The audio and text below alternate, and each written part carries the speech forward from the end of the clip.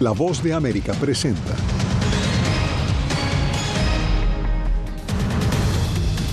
Estados Unidos enviará a Israel un sofisticado sistema antimisil y el personal necesario para operarlo. En Líbano, a 400.000 personas aumentan los desplazados al recrudecer los combates entre Israel y Hezbollah.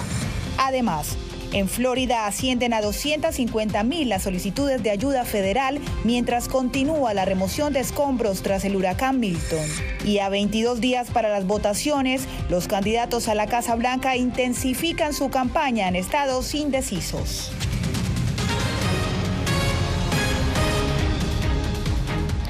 Bienvenidos al Mundo al Día. Comenzamos las noticias con el anuncio que hizo Estados Unidos de enviar un sistema de defensa antimisil a Israel junto con el personal necesario para operarlo. Estamos con Jacopo Luzzi para ampliar esta noticia que se da incluso cuando Irán advirtió a Washington que mantuviera sus fuerzas militares fuera de Israel.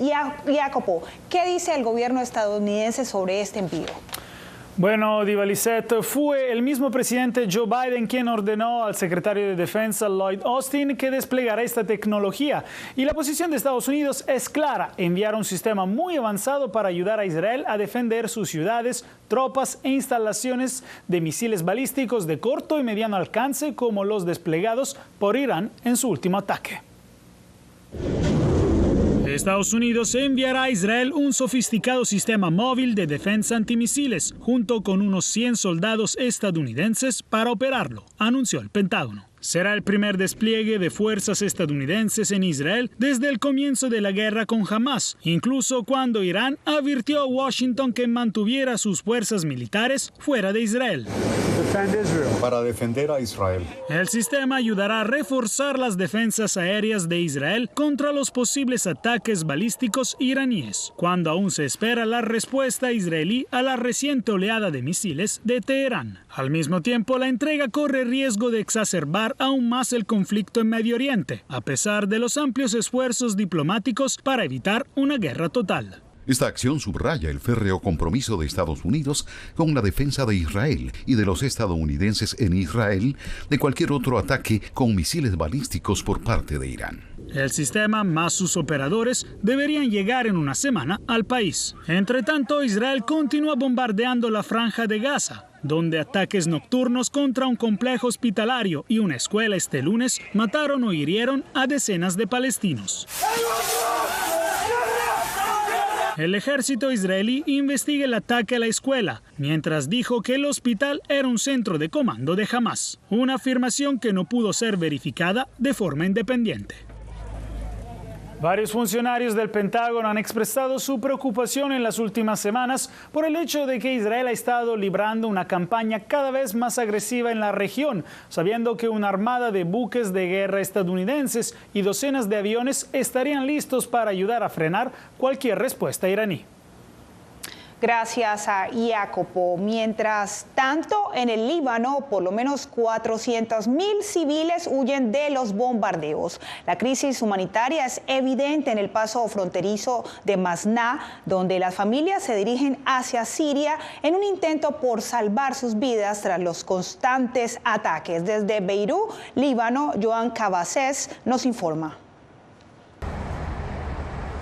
Israel expande sus bombardeos dentro del Líbano e impide a miles de desplazados encontrar sensación de seguridad. Y ante eso, más de 400.000 personas han decidido huir a Siria a través de la frontera. Las tropas israelíes también han bombardeado el paso fronterizo de Masná, dejando cráteres en medio de la carretera. Pero eso no impide que familias desesperadas con personas mayores y bebés caminen el paso para dejar atrás los bombardeos. La familia Younes, de un pueblo libanés en la frontera con Israel, se ha desplazado 6 veces consecutivas. Hassan, el hijo mayor de 18 años, atiende a La Voz de América en Masná. Desde el 8 de octubre, cuando Israel empezó a atacar Líbano, nos fuimos a Markaba y nos dirigimos a un pueblo llamado Arab Salim, en Nabatie. Más tarde, los ataques israelíes llegaron a esa zona y como tenemos bebés en la familia, decidimos irnos a Tiro. Irse a Tiro, la gran ciudad del sur de Líbano, no fue suficiente para esquivar la guerra. En los últimos días nos tuvimos que ir de tiro porque Israel ha empezado a atacar todo Líbano, el sur, Beca, Beirut. Nos dirigimos a Beirut, estuvimos en las calles durante 20 horas junto con muchos otros que habían huido de las bombas. Ante la llegada de los bombardeos a Beirut, los Yunes aún harían 2 desplazamientos más antes de tomar la decisión más difícil, dejar Líbano y emprender camino hacia Irak a través de Masná. El lunes, el ejército israelí interceptó aproximadamente 10 proyectiles que cruzaban sobre Haifa desde el Líbano, y su vocero dijo que estudian cómo un dron de Hezbollah atacó una base militar en el centro de Israel, en donde reportaron 4 soldados muertos. Investigaremos cómo un vehículo aéreo no tripulado se infiltró sin previo aviso y atacó una base aquí. La ofensiva israelí contra Hezbollah continúa y en Líbano ya hay una quinta parte de la población nacional desplazada de sus casas y sin respuestas sobre cuándo podrán volver. Joan Cabasés Vega, Voz de América, Beirut. Ahora pasamos a Asia. Como una nueva advertencia contra actos separatistas de las fuerzas independistas de Taiwán, China realizó este lunes maniobras militares por aire, mar y tierra alrededor de Taiwán, con aproximadamente 125 aviones militares y hasta 17 buques de guerra, según el Ministerio de Defensa taiwanés. De acuerdo con el comunicado del Ministerio de Defensa chino, se trata de una respuesta a las declaraciones del presidente taiwanés Lai Ching-te, en la que afirmó que Beijing no tiene derecho a representar a la isla. Y volvemos a Estados Unidos, ya que a una semana de la embestida del huracán Milton, miles de personas continúan sin energía eléctrica en varias partes de Florida. En su visita al área, el presidente Joe Biden aseguró que por lo menos 250,000 personas han solicitado ayuda federal luego de la catástrofe. José Pernalete nos informa. Destrozos, escasez de energía eléctrica y de agua son los principales daños que persisten en áreas de la bahía de Tampa a casi una semana del impacto del huracán Milton. Y la remoción de escombros es una labor que aún compromete a las autoridades. No es normal que todo esté cerrado. Las gasolineras están cerradas. Los restaurantes están cerrados porque no hay electricidad en algunos de esos lugares. Hemos visto la Guardia Nacional. Estábamos empezando a trabajar en nuestra casa y a limpiarla, y la Guardia Nacional pasó para preguntar si necesitábamos comida o agua o lonas. El presidente Joe Biden sobrevoló y luego visitó las zonas impactadas por el ciclón. El mandatario dijo que más de 250,000 personas en Florida han solicitado ayuda federal a causa de esta catástrofe. Todas esas personas que no solo perdieron sus hogares, sino más importante aún, esas personas que perdieron la vida, perdieron a familiares, perdieron todas sus pertenencias personales. Barrios enteros se inundaron y millones se quedaron sin electricidad. Desde el sur de Florida, organizaciones sin fines de lucro recogen insumos para enviarlos hacia el centro del estado, con el propósito de aliviar un poco la necesidad que podría prolongarse por semanas. Estamos recolectando colchones inflables, generadores, elementos de higiene, comida, agua, todo tipo de cosas para llevar a los damnificados allá. Estamos preparando un viaje para el próximo sábado, donde varios camiones saldrán a las zonas afectadas. El gobierno de Estados Unidos ha entregado más de 1.2 millones de comidas, además de 300,000 litros de agua y millones de galones de combustible en las zonas impactadas a través de la agencia FEMA. José Pernalete, Voz de América, Miami.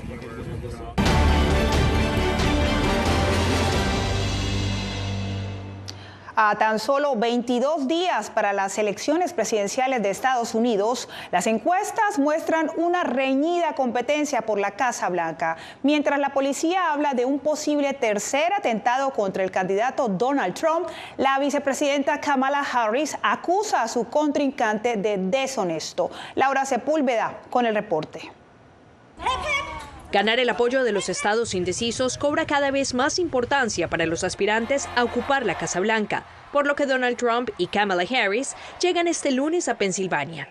Según las encuestas, ninguno de los aspirantes a la presidencia le lleva importante ventaja a su contrincante, al que constantemente mencionan en sus discursos. Él no está siendo transparente con los votantes, no está siendo transparente. Miren esto, se niega a publicar sus registros médicos. Si Kamala se queda 4 años más, el país entero se convertirá en un campo de migrantes. Trump propuso trasladar a la frontera miles de tropas actualmente situadas en el extranjero, pero un enemigo más grande le preocupa, según destacó en entrevista con Fox News, al hacer referencia a un posible riesgo de alteración del orden público en torno a las elecciones.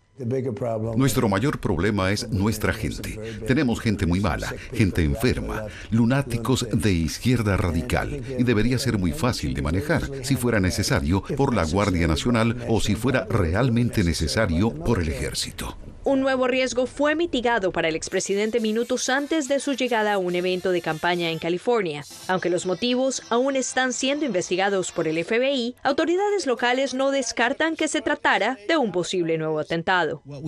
Lo que sabemos es que apareció con varios pasaportes, diferentes nombres, un vehículo no registrado con matrícula falsa y armas de fuego cargadas. Si me preguntan, probablemente los agentes impidieron el tercer intento de asesinato. El sujeto de 49 años quedó en libertad tras pagar una fianza de $5,000 y está acusado de 2 delitos menores relacionados con armas de fuego. Cargos federales no han sido aún presentados. Según la policía local, el hombre aseguró ser admirador de Trump y no tener intenciones de lastimarlo. Laura Sepúlveda, Voz de América. Y más noticias en esta temporada electoral. 2 exboxeadores que fueron rivales durante décadas vuelven a enfrentarse, esta vez para promover el voto. Enrique García Fuentes habló con ellos en Chicago, Illinois, sobre sus preferencias políticas. Harris. Trump. Harris. Trump. I vote for the black lady. Harris. Ella no es negra. Or la Spanish girl, wherever, you know. Donald Trump. La rivalidad entre estos 2 exboxeadores profesionales radicados en Illinois y quienes llegaron al ranking mundial va más allá del cuadrilátero. No tiene nada. Son amigos desde hace décadas. Entrenaban juntos en la cúspide de sus carreras, pero dicen que siempre han tenido diferencias políticas. Manuel El Pajarito Márquez, de origen mexicano y quien logró derrotar al campeón mundial también mexicano Rubén Olivares, dice que votará por la candidata del Partido Demócrata, Kamala Harris. Se me hace una mujer recta, que va a ayudar a todos los inmigrantes. Porque si llega a ser Donald Trump presidente, lo que va a hacer es echar todos los inmigrantes para afuera.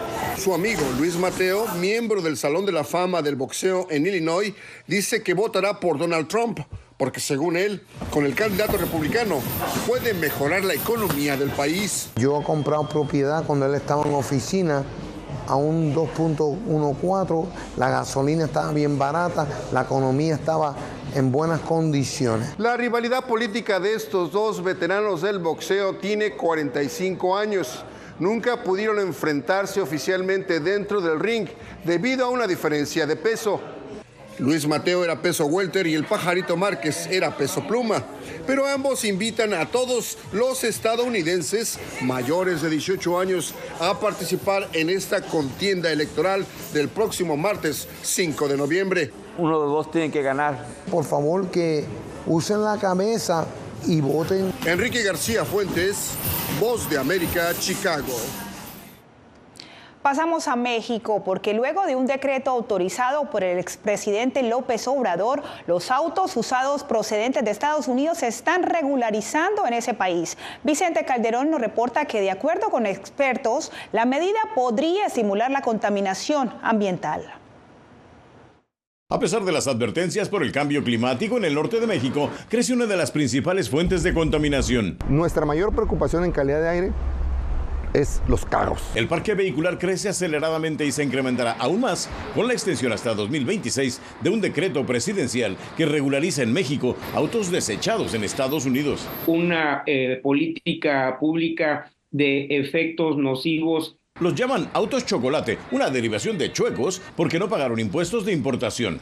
Antes de irse, López Obrador extendió el decreto otros 2 años. Fue para ponerse del lado del contrabando regularizando más de 2.560.000 unidades. La idea era legalizar vehículos que entraron antes de octubre de 2019. Van a pagar un derecho, una contribución, va a ser una aportación. Pretendía beneficiar a gente que no podía pagar los altos aranceles de importación ni comprar un auto nuevo en México. Lo veo muy bueno, prácticamente se puede decir que es un apoyo hacia la ciudadanía. Orlando Álvarez regularizó su auto que había circulado sin placas 4 años. Casi 400,000 carros en Baja California que no están en las mejores condiciones mecánicas, seguro. Sin un programa de verificación vehicular de emisiones contaminantes, los ambientalistas advierten del daño a la calidad del aire en ambos lados de la frontera. Vicente Calderón, Voz de América, Tijuana. En Los Ángeles, un renombrado caso penal podría cambiar el rumbo de las condenas en Estados Unidos. ¿Qué dicen los expertos? Le contamos al volver.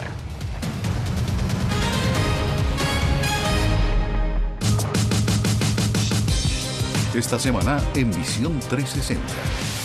Un exagente de fronteras encuentra la oportunidad de conocer de primera mano los desafíos de los mismos que por años persiguió. Ahora administra un albergue de migrantes. Les presentamos a las 3 primeras alcaldesas latinas del estado de Maryland. A veces te ven de entrar y dicen, oh, ¿cuándo viene el alcalde? Y tú dices, no, yo soy el alcalde. Soy Jacopo Luzzi, reportero de La Voz de América aquí en Washington, D.C. Ya sea informando desde el Capitolio, desde la Casa Blanca, cubriendo el impacto del cambio climático, el impactante tema migratorio, o subir en un avión y cruzar medio mundo para estar en el lugar de la noticia con la información precisa y veraz, este es mi compromiso como periodista. Un compromiso de vida profesional que comparto con ustedes, porque en La Voz de América la prensa libre importa. La Voz de América presenta testimonios de tolerancia directamente desde el corazón de una de las regiones más conservadoras de Estados Unidos. Historias de personas determinadas a derribar estereotipos, viviendo de manera auténtica en el hogar de los valientes. Encontraron su libertad. Disponible en todas las plataformas de La Voz de América. Nunca pensé pasar 2 años y 7 meses en la prisión por nada más pensar diferente a las autoridades de Nicaragua. Una vez que bajamos del avión, acá en Estados Unidos, en Washington, nos damos cuenta que estamos libres porque no sabíamos si también veníamos a una cárcel, no sabíamos nada.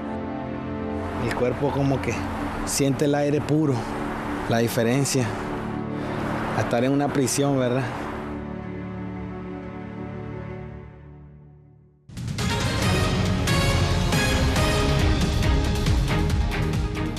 En el condado de Los Ángeles, la Fiscalía revisará nuevas evidencias en la condena impuesta a los hermanos Menéndez en 1996. Fernando Mejía nos cuenta cómo esta acción, además de darle un rumbo inesperado a ese famoso caso, podría sentar un precedente para otras investigaciones. Algunos abogados no relacionados con el caso reaccionaron negativamente por el precedente que esto podría establecer para otros prisioneros en circunstancias similares. Pero para mí es algo contra la ley. Estas personas cometieron asesinato en contra de sus padres. Recibimos nueva evidencia, una fotocopia de una supuesta carta en donde uno de los hermanos le dice a un familiar sobre el abuso al que eran sometidos por sus padres. Esta nueva evidencia lo que hace es poder demostrar o no que si el jurado hubiera tenido esta evidencia al frente de ellos hubieran llegado a una conclusión diferente. Los hermanos Menéndez cumplen una sentencia de cadena perpetua sin derecho a libertad condicional luego de aceptar haber cometido el asesinato de sus padres José y Kiri Menéndez en agosto de 1989, supuestamente por el constante abuso moral, físico y sexual al que eran sometidos, además de temer por su vida. Tenemos una obligación moral y ética de revisar lo que recientemente nos ha presentado. El abogado de los hermanos Menéndez comentó que si esa evidencia hubiera sido presentada en el juicio, el desenlace hubiera sido otro. El caso ha ganado nueva atención en las últimas semanas después de que un popular servicio de video por internet transmitiera una serie sobre los hermanos Menéndez.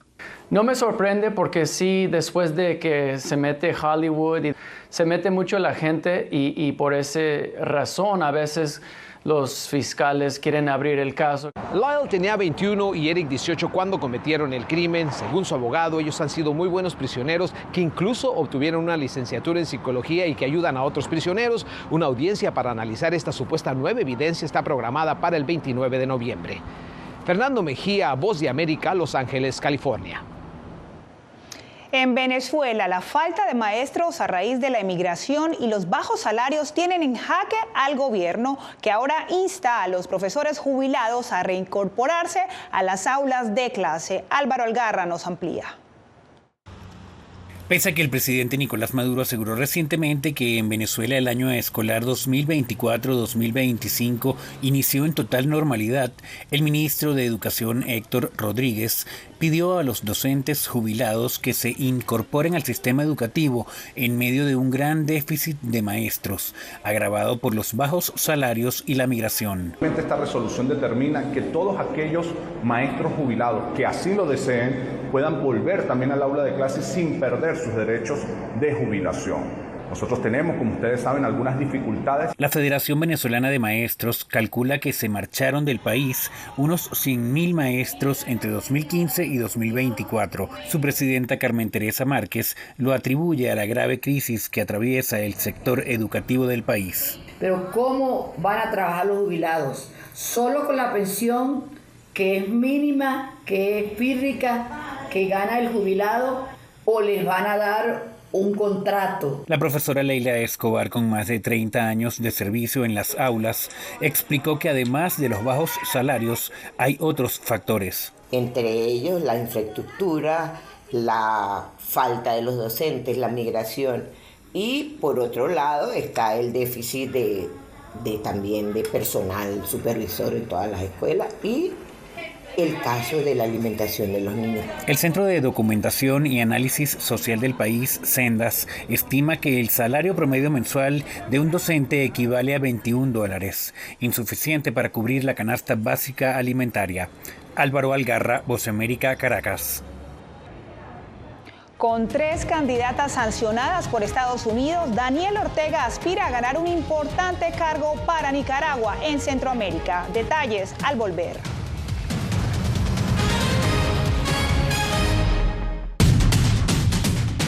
¿Hacia dónde se mueven las economías de América Latina y el Caribe? En el corto plazo, obviamente, había problemas con tasas de interés muy altos. En el largo plazo, tenemos carencias en términos de educación. 20% de nuestras empresas dicen que no pueden crecer por falta de mano de obra calificada. Y ahí sí nos está dejando el bus porque la gente no da espera, el capitalismo no da espera, la gente quiere hacer las inversiones ya y si usted no está listo, pues no llegan a su país. Soy Néstor Aguilera, corresponsal de La Voz de América en el Ecuador. Informar sobre la realidad de un país exige una alta dosis de responsabilidad periodística, más aún cuando las noticias evolucionan a cada instante. Aquí en La Voz de América encuentras noticias veraces, precisas y balanceadas. Valores profesionales que me motivan a trabajar día a día para informarte de manera profunda sobre los temas que más impactan tu vida diaria. Porque en La Voz de América, la prensa libre importa. Uno de los mayores centros de producción global de opio está experimentando profundos cambios a medida que los talibanes intensifican su lucha contra la industria de la droga. Hellman, la maldición de los narcóticos, una investigación exclusiva de La Voz de América que nos lleva a lo más profundo de las plantaciones de amapolas en Afganistán. Ahora en todas nuestras plataformas.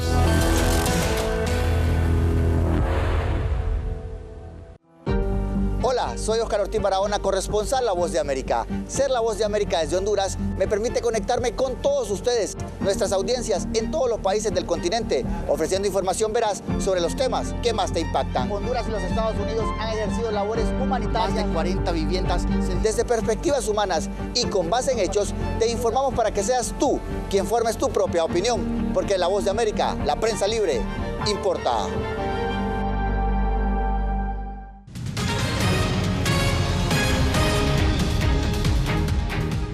En Nicaragua, con la postulación de 3 candidatas sancionadas por Estados Unidos, el gobierno de Daniel Ortega busca ganar la Secretaría General del Sistema de Integración Centroamericana, por su sigla SICA. Donaldo Hernández nos informa que los países miembros ya habían rechazado otras propuestas. El Sistema de Integración Centroamericana SICA sigue sin su máxima autoridad desde noviembre del año pasado, tras la falta de acuerdos entre los Estados miembros para elegir a un candidato propuesto por Nicaragua a la Secretaría General. Para que el Sistema de Integración Centroamericana funcione, y sobre todo en su dinámica comercial, pues Nicaragua no puede ser excluida. El exdiplomático Eduardo Ulibarri explica que la falta de acuerdos obedece al aislamiento que tiene Nicaragua por las denuncias de violaciones a los derechos humanos y la falta de democracia. Hay un creciente aislamiento diplomático. En este momento, el único país, por lo menos que yo he logrado identificar, que tiene relaciones, digamos, amistosas y bastante fluidas con Nicaragua en la región es Honduras. Sin embargo, Nicaragua sigue proponiendo candidatos para ocupar la jefatura del máximo órgano en la región.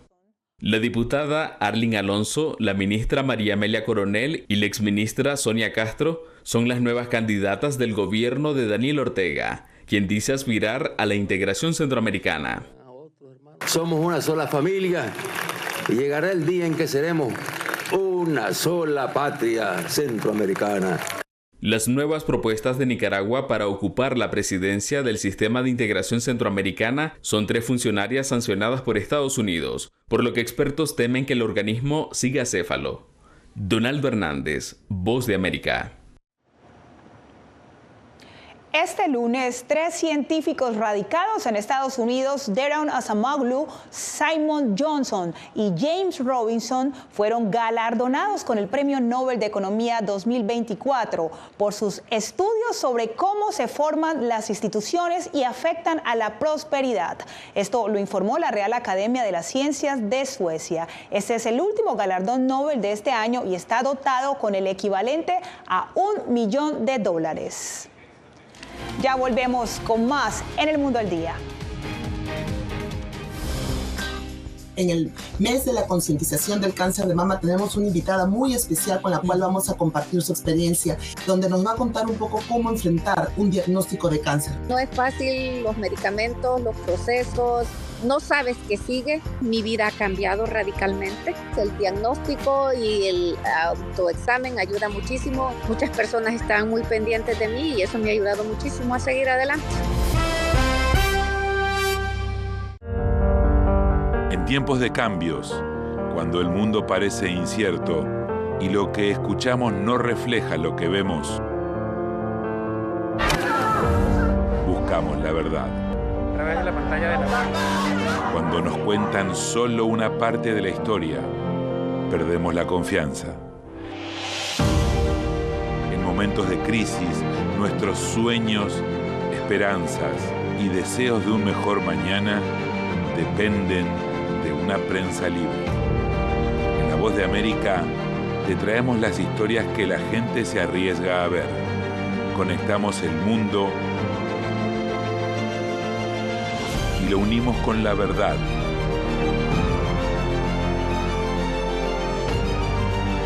En La Voz de América te presentamos el panorama completo.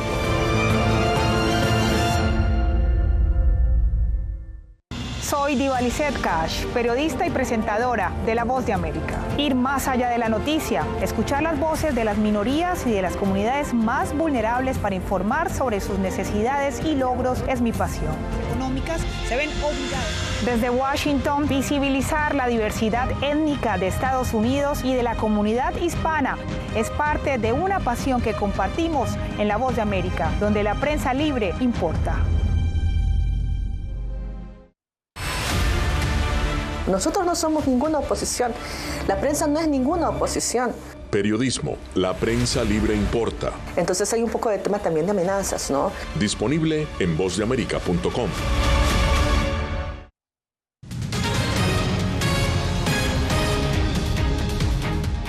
¿Se atrevería usted a cargar a su esposa por dinero? Bueno, en Maine 30 parejas lo hicieron durante el campeonato de carga de esposas. El recorrido 254 metros. Los concursantes saltan sobre troncos, corren sobre el barro y atraviesan cuerpos de agua mientras cargan a su pareja como si fueran un saco de papas. El concurso se basa en la leyenda finlandesa del siglo XIX, donde una banda saqueaba aldeas y se llevaba a las mujeres al hombro. Hoy el campeón se va, pero con el peso de la esposa en cerveza y 5 veces ese mismo peso en efectivo. Y con esta particular carga nos despedimos por el día de hoy. Les acompañó Diva Lizette Cash.